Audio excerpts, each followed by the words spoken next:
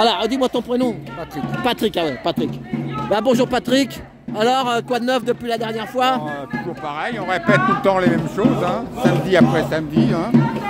Bah, pour l'instant, comme je le dis à Frédéric depuis plusieurs semaines, on est dans l'attente des résultats des élections américaines. Hein. C'est ça, ça sera le 5 là. Mais... Ouais, ah oui, qu'est-ce que t'en penses alors? Ouais.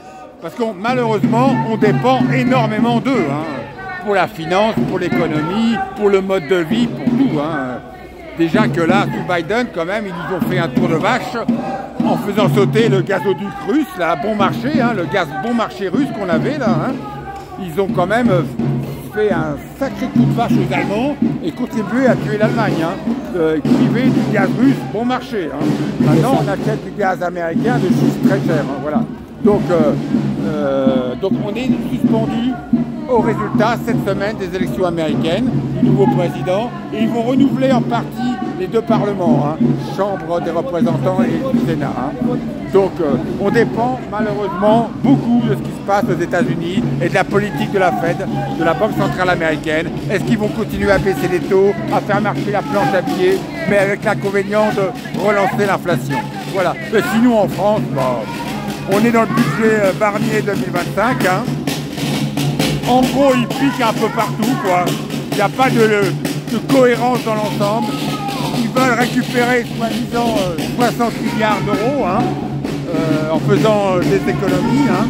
Mais ils vont piquer un peu partout. Ils vont augmenter les impôts et les charges un peu partout, sans beaucoup de cohérence. Voilà. Mais ils le feront passer le budget 2025. De toute façon, ça ne sera pas à l'article 49.3 ou des accords politiques entre les trois blocs, des majorités de coalition, des coalitions de majorité. Ça passera comme ça. Ils sont obligés de voter ce budget pour faire tourner l'État, pour pouvoir continuer à payer les fonctionnaires qui vont voter le budget. Mais plus que le budget, c'est les tendances, les grandes tendances qui sont importantes. Et il y en a deux. La première, c'est le décrochage économique et industriel de l'Europe, qui est impressionnant. Hein. L'Europe absente des deux dernières grandes révolutions technologiques, Internet et l'IA. Et en ce moment, l'Allemagne, d'ailleurs, qui est en train de perdre l'industrie automobile, hein, ce qui est dramatique. Il y a 3 usines Volkswagen qui ferment cette semaine. Ça a été annoncé, c'est du jamais vu. Hein. L'Europe va s'appauvrir. Voilà, on a sacrifié le thermique pour l'électrique sans aucune concertation. Hein. Imposé d'en haut sans aucune concertation. C'est dramatique pour l'industrie allemande et l'industrie européenne.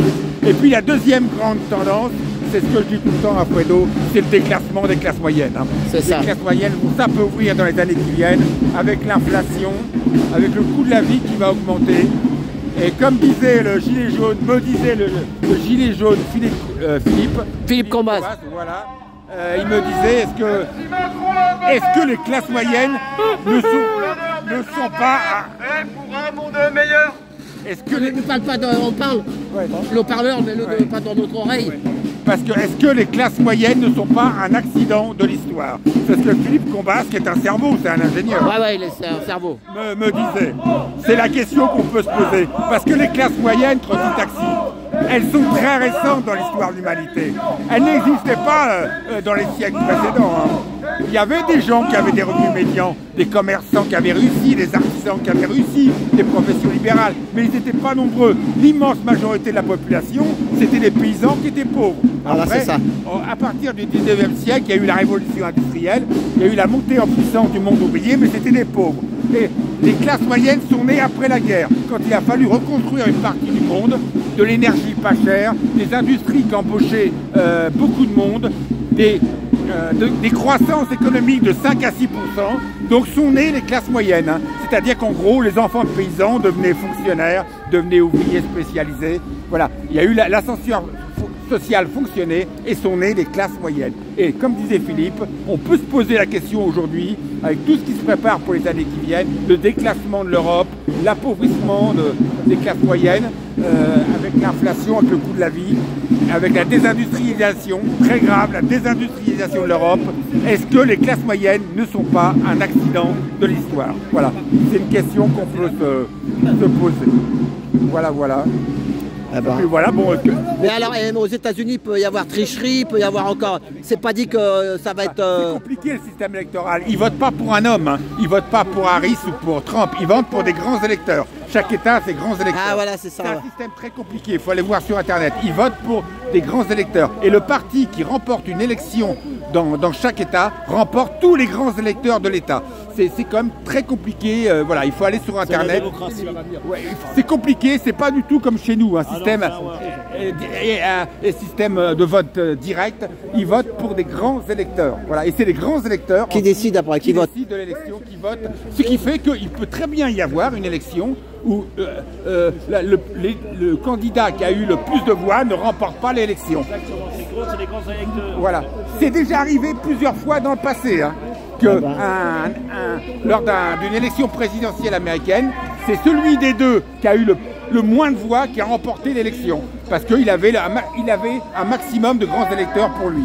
Voilà. C'est très bizarre, mais bon, c'est un autre système et une autre histoire que nous. Hein. Nous, on dépend de la 5e République du général de Gaulle et de Michel Debré. Hein. Et une élection à suffrage direct. Voilà. Bon. Eh ben, ok, ben, merci Patrick. Merci de votre Eh ben, bonne manif. Merci. Merci, bon week-end. Bon week-end. Merci, merci. Voilà, c'était la manif des Gilets jaunes. Voilà.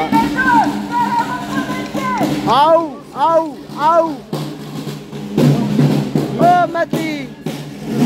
Ça va? Il y a longtemps que je t'ai pas vu, hein.